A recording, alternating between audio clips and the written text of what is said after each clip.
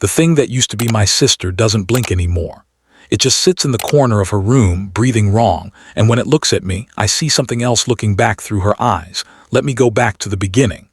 My name is Amara, and 3 months ago, my older sister Chioma was the prettiest girl in our village in Anambra State. Everyone said so. But pretty wasn't enough for her anymore. Chioma worked at a bank in town. She made good money, more than our parents ever saw. But she was always on her phone, looking at those Instagram girls with their big bodies and small waists. She would touch her own backside and frown like something was wrong with her. "Going to Lagos," she told me one morning. "There's a doctor there. He can make me look like them." I told her she was already beautiful. She just laughed and said I didn't understand modern things. She left on a Wednesday. Our mother cried. Our father said nothing, but his face was hard. Chioma promised she would be back in 2 weeks looking like a queen. She sent me pictures of the clinic. It looked nice. Clean white walls, a doctor in a white coat smiling, but that wasn't a doctor. We know that now. The first few days, Chioma sent normal messages. She said the procedure went well. She sent a picture of herself in the hospital bed, smiling, giving thumbs up. Her backside was wrapped in bandages. She said it hurt, but she was happy. Then the messages got strange. "They're singing outside my window," she wrote at 2 a.m., "but there's no one there when I look." I thought it was just the pain medicine making her confused. On day 5, she called me. She was whispering. "Amara, the nurses here speak a language I don't know. At night, they speak it in the hallway. It sounds old. It sounds like the stories grandmother used to tell us." I asked her what language. She said she didn't know, but it made her teeth hurt to hear it. I told her to leave that place. She said she couldn't. The doctor said she had to stay for 2 weeks or the procedure wouldn't work properly. Day 7, no messages. Day 8, nothing. Day 9, I called her. A woman answered. She said Chioma was sleeping and couldn't be disturbed. The woman's voice sounded like she was smiling, but not in a good way. Like she knew a secret. Our mother wanted to go to Lagos. Our father said to wait. "She's a grown woman," he said, but I could see he was worried too. His hands shook when he drank his tea. On day 10, Chioma came home. We didn't expect her. She just showed up at night, standing outside our gate. She was wearing a long dress. She looked bigger, yes, like the surgery worked, but something was off about the way she stood. "Chioma," our mother ran to hug her, but Chioma didn't hug back right. Her arms moved too slow, like she was learning how to use them again. That first night, I heard her in the bathroom. She was in there for 3 hours. When she came out, she walked different. More careful, like her body didn't fit right anymore. I asked if she was okay. She smiled at me, but her eyes didn't smile. They just stared. She went to her room and closed the door. I heard her talking to someone, but she was alone in there. I pressed my ear to the door. She was speaking that language, the one she said the nurses spoke. The next morning, Chioma wouldn't eat. Our mother made jollof rice, her favorite. Chioma just looked at it. "I'm not hungry," she said, but her stomach was making noises, not growling like hunger, something else. Like something moving inside. I watched her at the table. She kept touching her new body.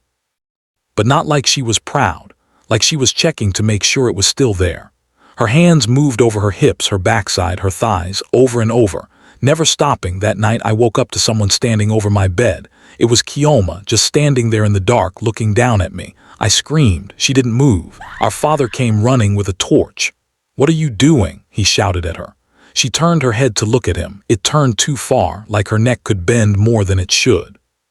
"I wanted to see if she was still breathing," Chioma said. Then she walked back to her room. Our mother took Chioma to our village church. Pastor Ez prayed over her. He put holy water on her head. When the water touched her skin, it steamed. I saw it. Everyone saw it. The water actually steamed like it hit something hot. Chioma screamed and ran out of the church.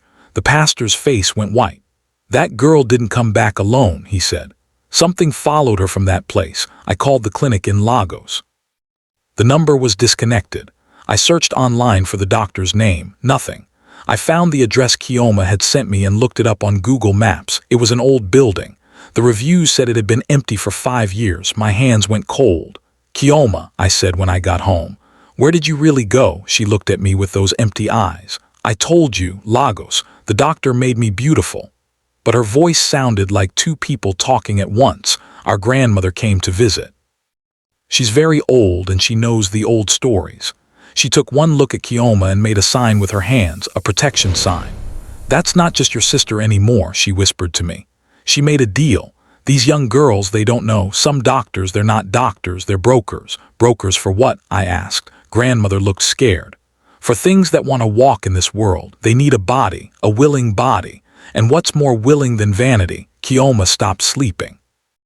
I know because I started staying awake to watch. She would lie in bed, but her eyes stayed open, all night just staring at the ceiling. And sometimes her body would move under the covers, shifting, changing shape slightly, like something was rearranging itself inside her skin. One night I saw her body stretch. Her leg extended almost a foot longer than it should be, then snapped back. She didn't react, didn't scream, just let it happen. Our mother found the first dead animal. Our chicken behind the house. It was drained, not blood everywhere like a dog would do, just empty, like something drank everything inside and left the skin. 3 more chickens died the same way that week. Then our neighbor's goat, then another neighbor's dog. People started talking. They looked at our house different. At night I heard footsteps on our roof. Heavy footsteps, too heavy to be a person. I followed Chioma one night. She left the house at 2 a.m. She walked into the forest behind our village. I stayed far back, hiding. She met others there, 3 other women. They all moved the same wrong way Chioma did. They stood in a circle and spoke that language. The trees around them bent away, like even the forest didn't want to be near them. Then they took off their clothes. I saw Chioma's body in the moonlight. It was covered in marks, symbols. They weren't there before the surgery. I ran back home and told our father everything. He called a meeting with the elders. They came to our house, 5 old men who know the old ways. They sat with Chioma and asked her questions. She answered some, refused others. When they pushed, her voice changed, got deeper, started speaking in that language again. The eldest man stood up fast. "We need a proper medicine man. This is beyond us." 2 of the elders refused to come back to our house. They said bad things live there now. The medicine man came from 3 villages away. He was blind, but he saw more than any of us. He touched Chioma's face and jerked his hand back. "This girl went somewhere she shouldn't have gone, did something she shouldn't have done. The body she wanted, she got it, but the price was her soul. Bit by bit she's being replaced. Can you fix it?" Our mother cried. The blind man shook his head. "Only she can break the deal. She has to reject what they gave her completely. But they made it so she won't want to. We tried everything. Prayers, herbs, rituals. Nothing worked. Chioma got worse. She stopped pretending to be human. She would stand in one spot for hours. Her skin started looking waxy, like plastic, beautiful plastic, and that thing in her eyes got stronger. Sometimes Chioma would come forward for a second. She would cry and say, "I'm sorry," before going blank again. Last week, our mother had a heart attack. The stress killed her. At the funeral, Chioma stood there with no tears. After everyone left, I saw her smile. Chioma still lives in that room. Our father won't let anyone make her leave. "She's still my daughter," he says, but I see him make the sign of the cross every time he walks past her door. "I'm moving out next week. I can't stay here anymore." Last night, Chioma spoke to me in her real voice, just for a moment. "Don't ever want to be someone else, Amara," she said. "They're listening. They're always listening for girls like me. Girls who want to be beautiful so bad they'll go anywhere, do anything. Tell them, tell everyone." Then her eyes went empty again. "I'm telling you now. If someone offers you beauty that seems too good to be true, it is. Some prices are too high, some doctors aren't doctors, and some things, once you invite them in, never leave. That thing in my sister's room, it's not finished. I hear it talking at night, calling other names. Other girls who want what Chioma wanted. I hear them answering. God help them all. I was packing my things when I found Chioma's phone under her bed. It still worked. I went through everything. Her messages, her emails, everything. That's when I found the WhatsApp group.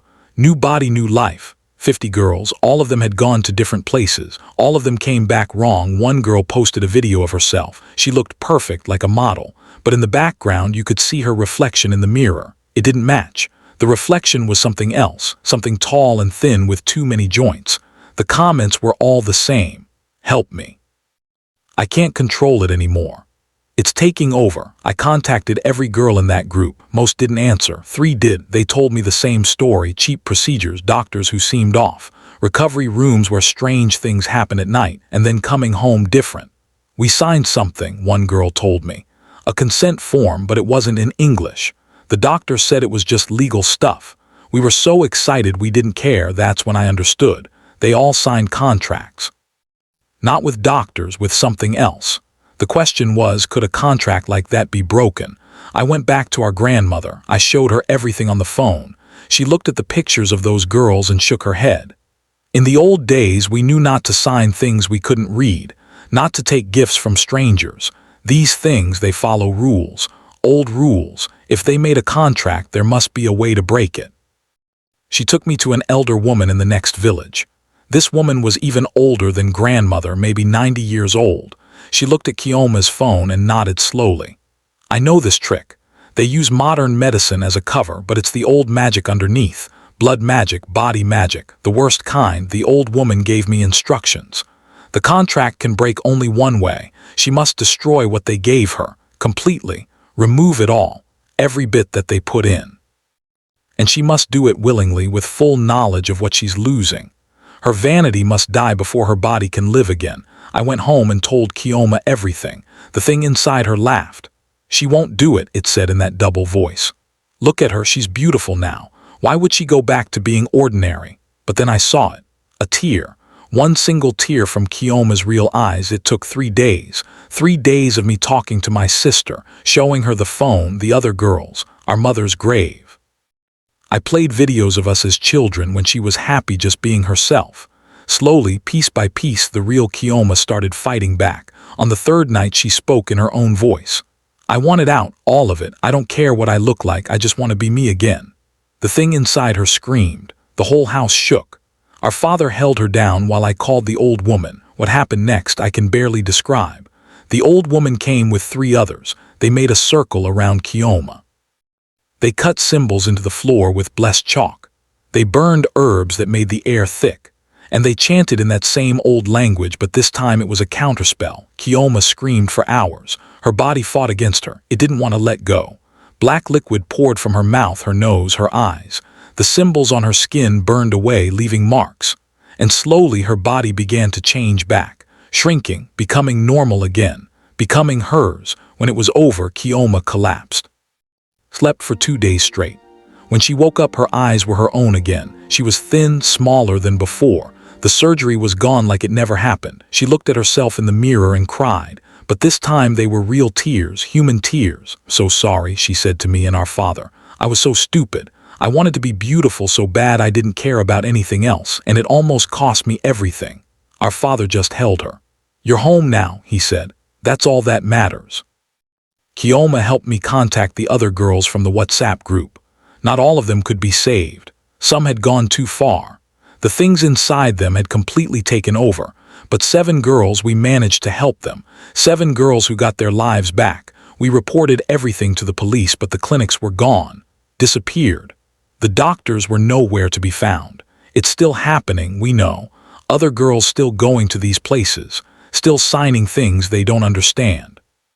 Still paying prices they can't imagine. Chioma started a blog. She posted her whole story. Pictures of before, during, and after. The real after. She warned other girls about the dangers. Not just the supernatural stuff, but the regular dangers too. Unlicensed doctors. Illegal procedures. How the pressure to look perfect can make you do crazy things. Some people called her a liar. Said she was just trying to scare people, but others believed her. Other girls who had strange experiences. Who felt something was wrong after their procedures. Slowly, people started listening. Started being more careful. It's been 6 months now. Chioma still has nightmares. She still has scars inside and out, but she's alive. She's herself. She got a new job, not at a bank this time. She works at a youth center talking to young girls about self-esteem and body image. Me, I'm in university now, studying medicine, real medicine. I want to help people the right way. And I want to learn enough to recognize when something isn't medicine at all. Our father is proud of both of us. Sometimes I catch him looking at Chioma with tears in his eyes, just grateful she's still here. If you watch this whole story, thank you. I know it sounds crazy. I know some of you won't believe it. But I'm telling you, be careful out there. Whether you believe in the supernatural part or not, the real danger is very real. Bad doctors, unlicensed clinics, procedures that can kill you or worse. Love yourself the way you are. I know that sounds preachy and I hate that I'm saying it. But I watched my sister almost lose her soul because she didn't. If this story scared you, good. Be scared, be careful, do your research. Don't go to places that seem too good to be true. And if this helped you or if you know someone who needs to read it, please share it, like this post. Comment with your thoughts. Subscribe to stay updated because I'm going to keep telling this story until people listen. My sister and those 7 other girls got lucky. Others won't be. Don't let yourself be next. Stay safe out there. And remember, you're already beautiful enough.